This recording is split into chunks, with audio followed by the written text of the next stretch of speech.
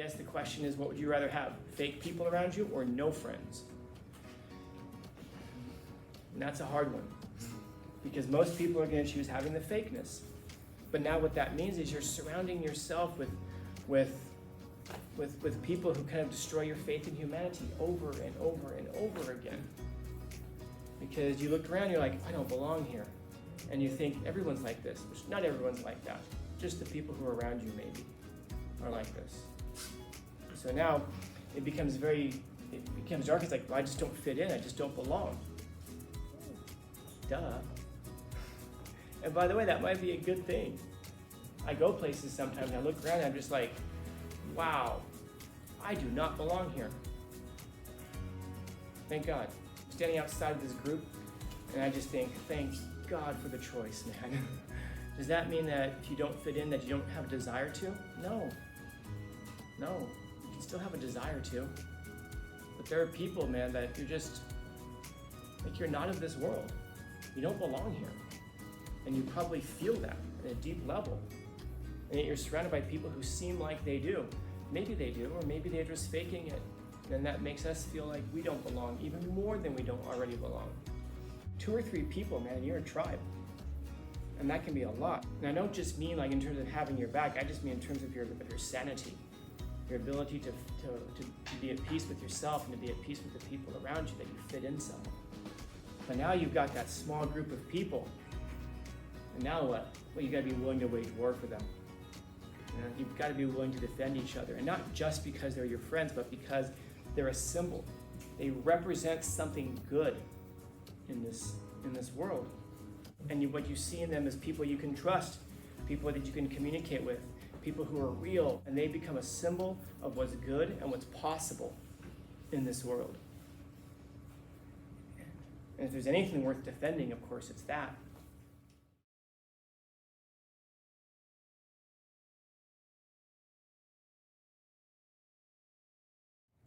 When Nietzsche is talking about being a friend here, he's saying that if you want a friend, I like that first part, by the way, if you want a friend. So I guess now we can ask the question, this is what a friend is. What do we get out of friendships? Why do we even want friends? Maybe it's because, I guess I'll ask you, why do you want a friend? So a deep sense of belonging, for sure. We want to belong to things. Yeah. By having a companion for a long time. So having a companion, and what do you get out of that, having a companion for a long time?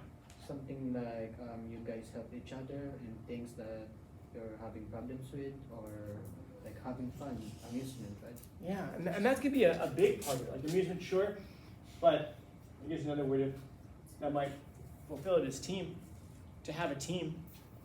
In other words, you can get more done with 2 of you. If you both have like similar goals, you can help each other reach their goals. Like one of the things I love doing is when I find out that my former students are doing things in life, and then I find 2 people who can really help each other. And I'll reach out to them and go, hey, you need, like for example, if I have someone who's starting a company or whatever, and they need t-shirts, and I have former students who make t-shirts, I'll be like, you need t-shirts made? Yeah, do you have a person? No, I'm looking. All right, dude, I'll connect you with someone. Hopefully you guys can work together. It's neat because as long as I've been teaching, I have students who are doing a whole bunch of stuff, man. And they're even in a whole bunch of different places. Like I'll have students who will say, oh, I'm moving to Atlanta. Do you know anybody? Oh, my sister lives there, whatever. All right, I know someone in Atlanta. I'll connect you with them. That way you at least know somebody in Atlanta. It's neat to be able to connect people like this. Building teams. And teams are people who work together, not against each other. Or even not just be around each other. So maybe you guys share goals. You guys can help each other achieve your goals. That person can help you, you can help them. And that might just be like a business relationship to an extent, but then real friendship can grow from that because you guys are trusting each other, because you guys are working together, you hang out together, and you do things. You're communicating during those times, so you connect on a personal level. You like being around them and so forth. So real friendships can grow from those kinds of things. So, yeah, a sense of belonging, a sense of not being so alone, and which are different. A sense of having people who can help you get better and help you achieve goals. All of these are really important. I mean, this is why human connection is so important for many of us. And by the way, this is also why it's so frightening You know that one kid who sits in the corner and never says anything? It scares the hell out of everybody to never say anything? It's one of the reasons that kid scares us so much, because like, he just sits there, doesn't say anything. I'm always nice to that guy. You know, just in case. Then when everything starts, I can look at the class and go, you're welcome. Nothing happened. But also because you think that person doesn't want to interact with people. This is the real reason. Of course, there's a good chance that they might. But, you guys do those icebreakers when we came back from the semester where they had everybody like share stuff about yourselves and like talk to the person next to you. Oh. Yeah, you like those? We all get together, we stand together, and I ask you, okay, this or that, red or blue, go over there for red, go over there for blue. Coffee or tea, go over there for coffee, go over there for tea, and then we just wander around, and maybe we like it because it means we're not doing anything else, but I wonder how many of you are like me, and quite frankly, you'd rather eat a big pile of white dog shit rather than interact with all the people around you. I'm that guy. We do those things for our meetings, and when they do them for the meetings, I go, and I leave, and I go in the lobby, and I look at all the trophies in the lobby of the gym. And I've looked at those trophies every semester for the last several years because I don't want to participate in those things. Why? And that's just not me. Then what happens is people look and go, Scanlon is so antisocial. I worry about him. Why? Because the person who's different is going to frighten us. Because we feel like it's a natural human thing that everybody wants to belong. So if a person doesn't belong, we figure like, well, there must be something wrong with them. It's not viewed as just someone's different or someone's non-linear. We look at it and go, there must be something wrong with them. If you don't want to, and maybe you do want to fit in, but maybe your idea of these things are so radically different from everybody else's that it's hard to find people who have those same kinds of ideas as you. Like for example, if you have like an ideology, like for example, if you're particularly religious, for example, you're not going to find a lot of people who are going to support you in that around here. If you're an atheist, like an outspoken atheist, you're not going to find a lot of people probably who are going to support you on that either. We want people who are kind of like in the middle. The people who inhabit those margins kind of make us nervous, which is interesting because we give a lot of attention to those margins in social media. The people who are the most extreme, that's where we put our most attention. But in real life, those kinds of people, they're fun to stare at and gawk at on a screen, but when they're around us, it can be a little frightening. So it begs that question, why is it that it's so frightening to us when a person is outside the margins and doesn't do what everybody else does? Which, by the way, when we're in those meetings, so many teachers are like, oh, I hate doing these. And they get up, and then they go participate. And I always ask them, why do you participate? Well, we have to. I don't have to do anything except for stay white and die, man. Everything outside of that is going to be a choice. And you can stop me if you've heard this before, but life is suffering. We don't get to choose not to suffer, but we can choose what we're going to suffer for. What are you going to suffer for? Are you going to suffer for people saying, he doesn't belong, he's so strange? Or are you going to suffer, and that's just people talking behind your back, so who cares? They would never say it to your face, of course, but behind your back they can.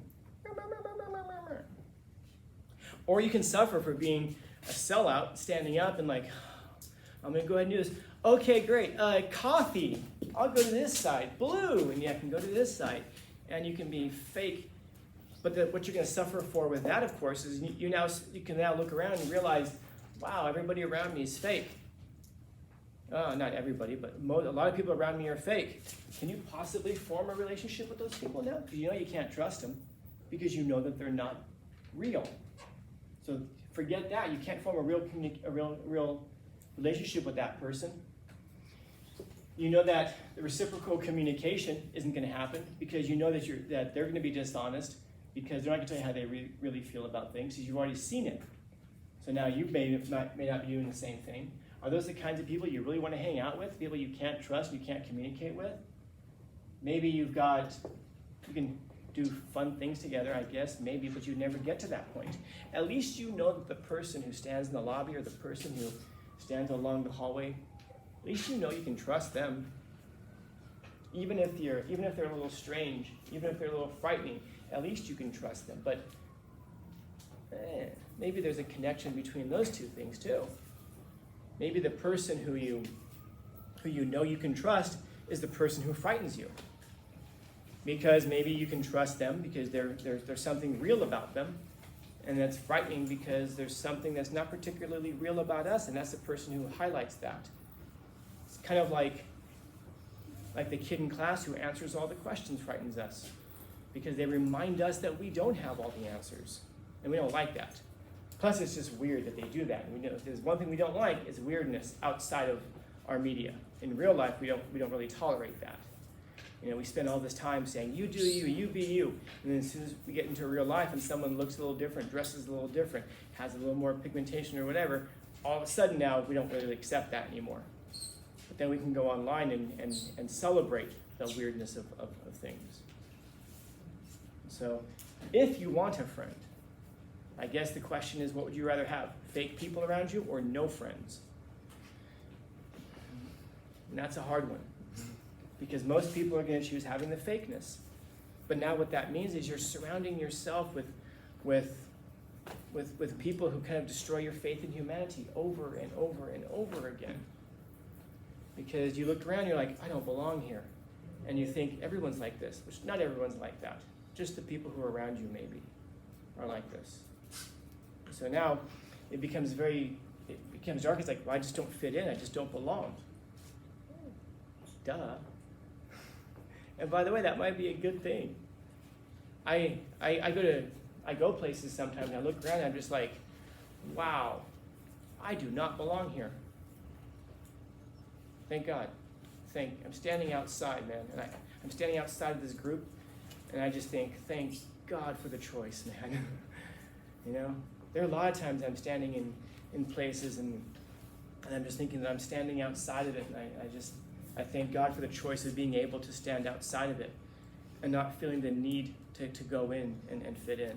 Does that mean that if you don't fit in that you don't have a desire to? No. You can still have a desire to. But there are people, man, that you're just, like you're not of this world. You don't belong here. And you probably feel that at a deep level. And yet you're surrounded by people who seem like they do. Maybe they do, or maybe they're just faking it. And that makes us feel like we don't belong, even more than we don't already belong. And those are sometimes those 2 or 3 a.m. thoughts that haunt us, because we think everybody fits in except for me. Maybe. Or maybe they fit, maybe they fake it better, or maybe, but the important thing is you. What you tell me. Which of those would you choose, though? Do you thank God that you have the choice to stand outside of it? Or do you hate yourself because you have this need to stand inside of it? There are people out there. 8 billion people on the planet, man. You can find a good group of small, even if it's a small group of 2 or 3 people, man, and you're a tribe. And that can be a lot. Have 2 or 3 real friends versus 100 fake people. And I don't just mean like in terms of having your back, I just mean in terms of your sanity. Your ability to be at peace with yourself and to be at peace with the people around you, that you fit in somewhere. It's a good place to be. But now you've got that small group of people. And now what? Well, you've got to be willing to wage war for them. You've got to be willing to defend each other. And not just because they're your friends, but because they're a symbol. They represent something good in this world. I have friends who are complete dirtbags. I love them, man. I have a couple of friends who are murderers. Literally. They've literally murdered people before. And I just haven't been like, but he's all right though, man. One of them, I want him to come in and talk to you guys. He killed someone. I was about to say not his fault. Kind of his fault. But the guy had it coming. Really, really did. And if I told you the story, you'd all sit there and go, he had it coming. You can go read about it in the Union Tribune. He's free now. He's a good dude though. But if I told you, I'd be like, but he did that one thing. He did the one thing that all of you would probably say, he deserved it. He deserved it. Is that guy willing to wage war for me? Oh yeah, absolutely, 100%. I remember the last Facebook message he sent me before he did that. He said something to the effect of, I've always appreciated you in my life. I can read it. And essentially he just says, you've always been like a role model to me. This is why I tell you, I am not a role model. Far from it, man. Far from it. But you've got a small group of people, and what you see in them is people you can trust, people that you can communicate with, people who are real. And you look at the rest of the world and say, the rest of the world's not like that. And then you've got this small group of people, and they become a symbol of what's good and what's possible in this world. And if there's anything worth defending, of course, it's that. Defending hope, that things can be better, that people can be better. And so, yeah, you gotta be willing to wage war for them, not just because of how they make you feel, but because of what they represent in the world, something good in the world. So, if you want a friend, you gotta be willing to wage war for them. But that's just part of it. The other half is you gotta be capable of doing it. But we're 20 minutes in, so capable is for another time. Questions, comments, concerns, complaints, criticisms, critiques? Happy Monday. No questions at all?